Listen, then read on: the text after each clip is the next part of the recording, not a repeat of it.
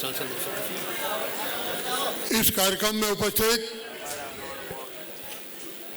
यहाँ के लोकप्रिय सांसद और केंद्रीय मंत्री भाई भूपेंद्र जी, इस कार्यक्रम के रचयिता और लोकल विधायक भाई संजय शर्मा जी,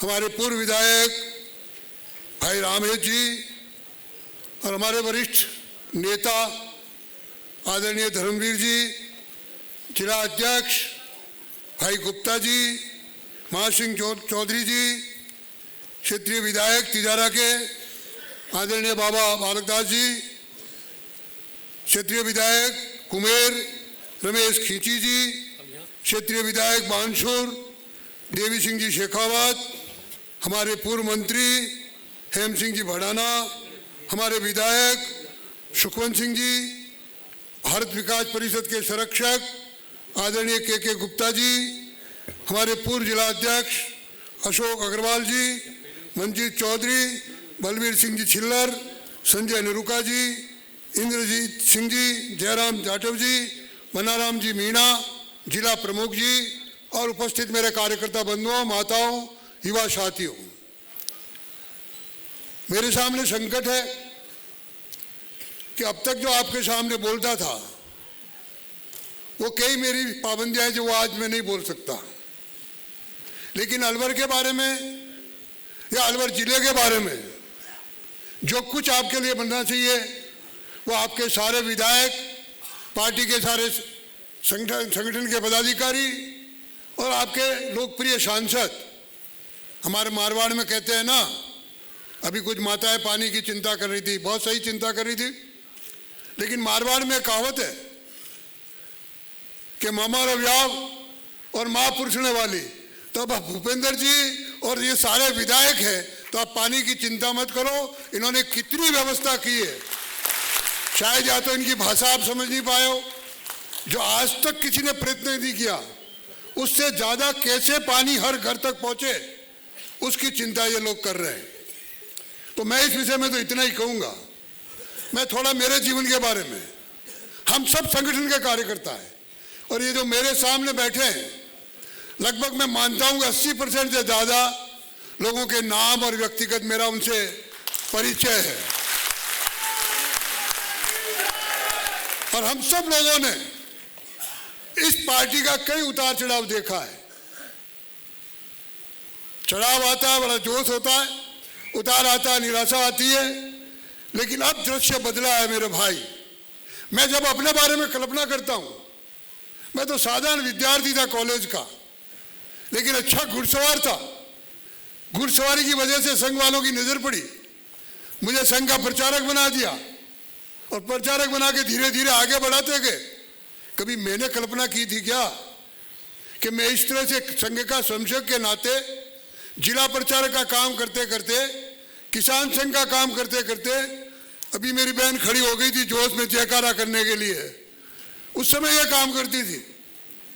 और मुझे याद है जब भूपेंद्र जी को देखता हूं तो मुझे पुरानी दृष्टि याद आती है। मैं जब 80 का दशक याद करता हूं, भूपेंद्र जी शायद उस समय स्कूल में अध्ययन करते होंगे और जनरली किसान संघ का काम करते हुए भी जहां जहां भी संघ के कैंप हो, ओटीसी हो, गुप्ता जी, तो लगभग पर्यवेक्षक में ही रहता था, क्योंकि एक तो मेरी पर्सनैलिटी और एक आवाज का वॉल्यूम तो शमशेर बराबर लेवल में रहते थे। तो भूपेंद्र जी उस समय बहुत छोटे से अधिकारी कक्ष में व्यवस्था के नाते आते थे, पढ़ाई छोड़ करके। पिताजी भी डांटते थे, लेकिन कोई सोच सकता है क्या कि 80 के दशक में अधिकारी कक्ष में हमारे माननीय वरिष्ठों की सेवा करने आया हुआ कार्यकर्ता एक दिन हिंदुस्तान में केंद्रीय मंत्रिमंडल में शामिल होगा, यह हमारी विशेषता है। और बंधुओं, तो गाड़ी चलने वाली गाड़ी है, ये गाड़ी रुकने वाली नहीं है, ये गाड़ी स्थिर रहने वाली नहीं है, ये गाड़ी एक जगह ठहरने वाली नहीं है, एक गाड़ी तो चलती रहती है। और चलते चलते, अरे जब हम 2 लोग आए थे 84 में, क्या मजाक बनी थी, किसी ने सोचा था क्या कि इस तरह से आएंगे? एक साधारण सा कार्यकर्ता संघ का काम करते करते राजनीति में आया, गुजरात में चले, हर देश तक आ गए। 35 साल के बाद 2014 में हम इस धरती पे पूर्ण बहुमत लेके आए और ये पहली बार हुआ है। पिछले 50 वर्षों में कोई भी पार्टी, चाहे कांग्रेस का राज हुआ हो, चाहे और मिले जुले रहे होंगे, बहुमत नहीं था। ये पहली बार आप लोगों के प्रयत्न से। अब इसमें से हजारों ऐसे कार्यकर्ता होंगे, ऐसे सैकड़ों कार्यकर्ता होंगे जिन्होंने काफी समय दिया होगा, रात दिन एक दिया हो। और मैं तो हूं, मैं आपको जानता हूं, मैंने कैसा आपको धक्का दे दे के चलाया है, मैं बहुत अच्छी तरह से अनुभव कर सकता हूं। और आपने जिस प्रकार से अलवर को खड़ा किया है, जिस प्रकार से कार्यकर्ताओं की नींव से आज दिल्ली हम खड़े हुए हैं। अरे पहले क्या स्थिति थी? पहले हिंदुस्तान के बारे में क्या कल्पना थी विदेशों की, क्या स्थिति बनी थी? और मैं उस डिटेल में नहीं जाऊंगा, आप सब जानते हो। लेकिन आज दुर्भाग्य से कुछ बेईमान लोगों ने हिम्मत कर दी पहलगाम की। कोई कल्पना कर सकता है कि दूसरे दिन ही मोदी जी डिक्लेयर करते, और हमें विश्वास है कि बदला लिया जाएगा। पहले भी 2 घटना हुई है, हमने बदला लिया है। इसलिए कार्यकर्ताओं, आप चिंता मत करिए। अरे कहा तो हर छोटी छोटी जगह पे पत्थर चलते थे, पिछले कई वर्षों से पत्थर नहीं देखे। और तो और घटना के बाद पता लगा कि कौन कौन स्थानीय लोग इनके सपोर्ट में खड़े रहते हैं। पूरा लगातार एक एक घर को छाट करके 500 से ज्यादा लोगों को अरेस्ट करके अंदर बैठा, उनका इंट्रोगेशन चल रहा है। ये हमारे लिए गर्व का विषय है। हम घर में नहीं जा सकते थे, स्थिति थी, हमारी फोर्सेस घर में नहीं जा सकती थी, ये स्थिति थी। लेकिन आज अरे वो जिनके इन्वॉल्व थे उनके 5 घर जला करके नेस्ता नाबूद कर दिए। कोई माई का लाल नहीं जो उठ करके आवाज उठाए।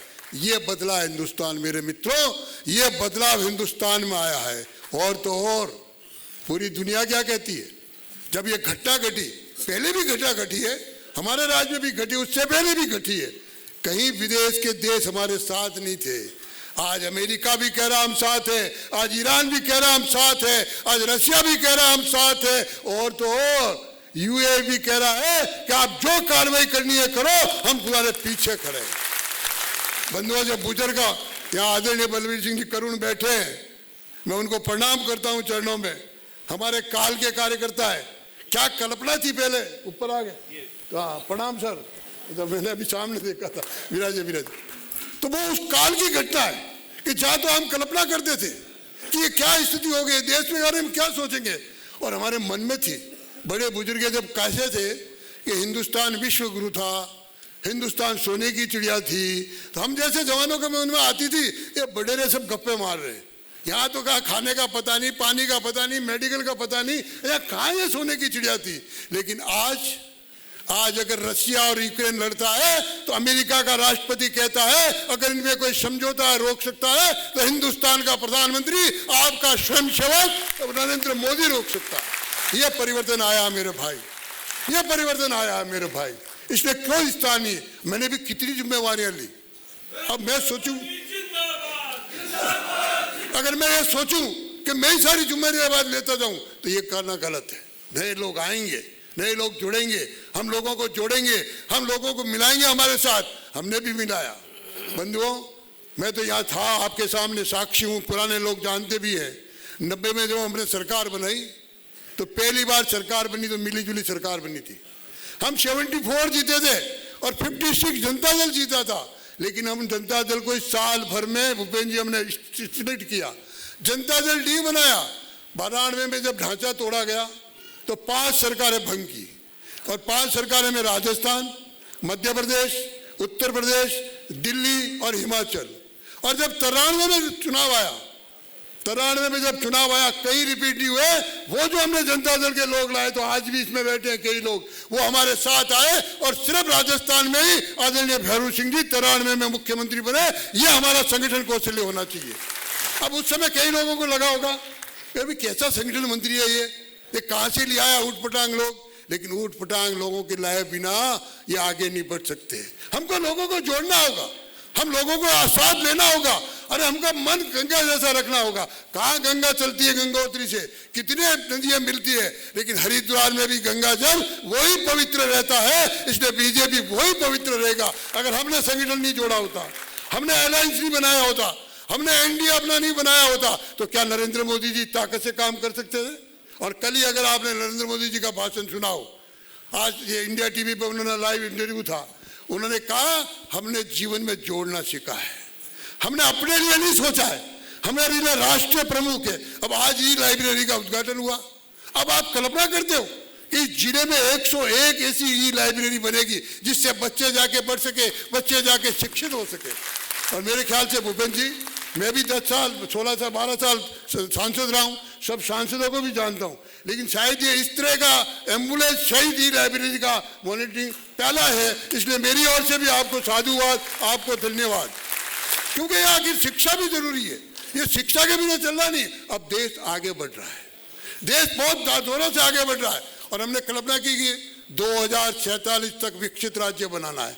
अब 2047 तक कोई मुझे पूछता है कि आप बात कर रहे हो, आप रहोगे क्या 2047 तक? तो मैं कहता हूँ कि मेरे लिए सोचा हुआ थोड़ी है, 2000 इन जवानों के लिए सोचा हुआ है, ये 2000 व्यक्ति हमारे इन जवानों के लिए सोचा हुआ है। तो जब हम लंबी रेस की घोड़े होते, जब आगे का भविष्य ध्यान में रख करके चलते, जब हम दुनिया को देखते, तो हम दुनिया को देखने के लिए हमको वैसा विशाल हृदय बनाना पड़ेगा। हम सबको ऐसा विशाल हृदय बनाना पड़ेगा कि हम चाहें। मैं सिक्किम गया हूँ, मैं सिक्किम का गवर्नर बना। सिक्किम का गवर्नर जब मैं गया तो सिक्किम देखिए छोटा सा प्रदेश, लेकिन छोटा सा प्रदेश और वहाँ कोई रीजनल मतलब नेशनल पार्टी नहीं। जब से सिक्किम अभी 50 साल पूरे हुए, 2016 मई 2075 को सिक्किम भारत का गणराज्य का अंग बना है। तो उस समय पहले वो राजा का राज था वहाँ, लेकिन देखिए वहाँ क्षेत्रीय पार्टी है, लेकिन नियम कितने अच्छे बना रखे। अगर घर में बेटा पैदा होगा तो 180 पेड़ वो परिवार लगाएगा। संजय जी ये भी आप ध्यान दीजिए, कितनी जबरदस्त कल्पना है। रोड पे अगर पेड़ है तो रोड चौड़ा करने दे, तो 2 विभागों को शामिल किया और 2 विभाग शामिल करके पीडब्ल्यूडी प्लस आपका ये फॉरेस्ट, ये मिलकर के उन पेड़ों की रक्षा करेगा। यानी देखिए कल्पना कैसी है, लंबी सोच। अगर लंबी सोच हो, और ज्यादातर चाइनीज है। और मैं बता दूं आपको कि चाइना का लंबा बॉर्डर है, लेकिन चाइना के बॉर्डर पर हम एग्रेसिव है, वह चाइना डिफेंस में है। ये जो कल्पना करते, हमारे मन में एक बात बनी हुई है 62 के युद्ध की। 62 में चाइना से हम हार गए, हमारी सैकड़ों एकड़ जमीन उसने दबा दी। अरे उस समय कोई कमजोर नेता बैठा था दिल्ली में, इसलिए दबा दी। लेकिन उसमें भी एक घटना है, मैं आपको युवा बताना चाहता हूँ, आपके लिए स्मरण करने जैसी था। 1969 में 67 में एक घटना घटी, जब बाकी जगह एलओसी है, वहाँ एलएसी है, लाइन ऑफ एक्चुअल कंट्रोल, जहाँ चाइनीज सेना थी। युद्ध विराम होने के बाद इसमें कई फौजी बैठे होंगे, उनको ध्यान होगा। और जहाँ हिंदुस्तान की फौजें थे वो वहीं रहे, कोई बॉर्डर नहीं, उससे आगे पीछे नहीं हो। लेकिन रोज उससे खटपट होती थी। 67 आते आते काफी कुछ हलचल होने लगी, हाथापाई होने लगी, मुठभेड़ होने लगी। आखिर में हमारे वहाँ राजस्थान का ही एक सपूत बैठा था वहाँ, मेजर जनरल सकत सिंह जी। वो सकत सिंह जी के मस्तिष्क में आया कि क्यों नहीं आप यहाँ पे एक टेम्परेरी वायर फेंसिंग कर दे। जब उन्होंने वायर फेंसिंग शुरू की तो चाइनीज परेशान हुए, थोड़ा कुत्ता हुआ, मैन हुआ, हाथा माथा भाई। आखिर में चाइनीज माने नहीं और हमारे लगभग उनको खूब समझाया, भाई टेम्परेरी लगा रहे हम तार, आप इतनी मत करिए। 62 की हार देखे हुए थे हम, लेकिन उन्होंने कहा नहीं हम नहीं। हमारे एक दिन में 67 सैनिक, 36 सैनिक मार दिए इंडिया के। बीआरओ लगा रहा था, सैनिक उनका पहुंच कर रहा था। सकत सिंह जी ने अपने ऊपर पूछा, जनरल से पूछा, उस समय मानेक साहब थे, मानेक साहब से पूछा, मानेक साहब ने कहा नो फायर। सकत सिंह जी ने जब 36 क्रॉस किया तो मैं अब नहीं मानूंगा। और वह राजस्थान का सपूत, उसने किसी की परवाह नहीं की और 3 दिन के अंदर जातूला में 400 चाइनीज मारे और उसके आगे चीला है, वह 300 चाइनीज मारे और चाइनीज सेना व्हाइट फ्लैग लेके खड़ी हुई, व्हाइट फ्लैग लेके। और अभी आने वाले 11 सितंबर को मैं सिक्किम में विजय दिवस, नाथुला विजय दिवस मनाने वाला हूँ। और आज नाथुला बचा हुआ हमारे पास हमारी वजह से। और आप कल्पना नहीं कर सकते बंधुओं, मैं तो चाइनीज बोर्ड में सब जगह घूमी आया हूँ और कुछ तो यहाँ के लोगों ने भी देखा है। हमें को डोकलाम की बहुत चर्चा हो रही है, चाइना जमीन दबा दी। ये आपका एमएलए गवाह है, वह उनको ले जाकर रामेश जी भी गवाह, 1 इंच भी जमीन नहीं दबाई। 72 डेज, 72 दिन तक हमारे सैनिक मानव चैन बना गए और चाइनीज की हिम्मत नहीं कि वो आगे बढ़े। आज चाइनीज वहीं बैठा है और हम हमारी जगह पर अड़ी है, 1 इंच जमीन कहीं नहीं गई है। ये कहानी बताने लायक है, ये चाजा बताने लायक है। और हम विश्व गुरु की ओर जा रहे हैं, जहाँ ईमेल के साथ साथ हम हमारा इतिहास भी याद करें कि हम किस तरीके से आगे बढ़ रहे हैं। और अब तो मैं देख के आया हूँ 19,000 फीट पे टैंक पहुंच गए, हिंदुस्तान के टैंक। कोई चाइनीज माई के लाल हिम्मती होते हैं कि वो हमारे सामने देख सके। तो ये जो वायुमंडल है, अब ये सब कहां से सीखा भाई? ये सब आप लोगों के बीच में घूमते घूमते यहां तक आए। और इसलिए मेरा ऐसा मानना है कि हम सब मिलकर के ये आज इतनी बड़ी संख्या में धन्यवाद दूंगा। वास्तव में इस हॉल में और भी कई बार आया, ऊपर नीचे और शायद बाहर वाला हॉल भी भरा हुआ है। इतनी बड़ी संख्या में आप उपस्थित हो, निश्चित रूप से मानता हूं कि आप लोग मुझे भूले नहीं हो। मैं आपका ही हूं और आपका ही रहने वाला हूं। लेकिन ये मान के चले, हम सबको ये देश आगे बढ़ रहा है। इस देश के योगदान के लिए हम क्या कर सके। सोशल मीडिया का जमाना है। एक बार छोटी सी बात होगी, किसी को गुस्सा आ गया, अरे पहलगाम में चिन्ह हो गया, किसी ने कुछ किया ही नहीं। अरे क्या नहीं, तीसरे दिन समझौता जो हुआ था वो हमने समझौता तोड़ा। और निश्चित रहिए आगे आने वाले दिनों में एक बूंद पानी वहां से नहीं जाने देंगे और ये प्यासे मरेंगे और वो पानी आपके काम आएगा। तो हम कर रहे हैं। इस करने में जो टाइम लगेगा, आप सोचो कि 60-65 साल का कचरा एक साथ साफ हो जाए, एक साथ साफ नहीं होता। इसलिए कुछ पेशेंस तो कार्यकर्ता को भी रखना होगा। और भरोसा रखो अपने एमपी पर, भरोसा रखो अपने जिले के संगठन पर, भरोसा रखो हमारे एमएलए पर, भरोसा रखो हमारे जिला परिषद पर। आप निश्चित रूप से मानिए, हम 1 अरब वो दिन नहीं अब कि 100 रुपये भेजता हूँ और 20 रुपये पहुँचते, 80 रुपये कहाँ जाते पता नहीं। अब तो 100 पहुँचते। जब ई स्कूल खुल गई, ई गुरुकुल खुल गया, तो ई खाता भी खुला हुआ है। मोदी जी का सारा पैसा वहां जा रहा है। इसलिए एक पैसा भी लीकेज नहीं होता। और सारा का सारा, कई बार पूछते मोदी इतने पैसा कहाँ से लाते, इतनी रोड बन रहे हैं, इतनी रेलवे लाइन की सारी लाइटिंग हो रही है, सारी रेलवे बिजली से चलने लग गई, पैसे कहाँ से ला रहे हैं? पैसा वही है जो 80 पैसा बीच में रह जाता था।